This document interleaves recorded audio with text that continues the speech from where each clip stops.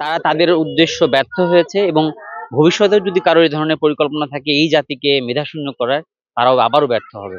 এটা কখনোই আর সম্ভব হবে না। আসলে ওকে 14ই ডিসেম্বর সম্পর্কে ওর ধারণাটা যেন পূর্ণাঙ্গ হয়, যে এখন থেকে ওর চেতনার মধ্যে, ওর বুদ্ধিতে যেন এই ধরনের একটা মানসিকতা তৈরি হয় যে যাদের জন্য আজকে আমরা এই স্বাধীন বাংলাদেশ পেয়েছি, যাদের জন্য আমরা যেসব মানুষের আত্মত্যাগ রয়েছে, ওর ভিতরে সেই জিনিসগুলো জাগ্রত করার চেষ্টা আমরা করছি। এজন্যই মূলত ওকে নিয়ে আসা। আসলে প্রাপ্তির তো অনেক বিষয় থাকে, চাওয়া চাওয়া এবং পাওয়ার মধ্যে অনেক ফারাক থাকে। তবে সেই লড়াইটা আমাদের করে যেতে হবে। যদি আমাদের যে জায়গাগুলোতে এখনো আমরা ছুঁতে পারিনি, আমাদের যে মুক্তিযুদ্ধের যে মহান আদর্শ ছিল সেই জায়গাগুলো এখন ছুঁতে পারিনি, সেই জায়গাগুলোতে আমাদেরকে কাজ করে যেতে হবে।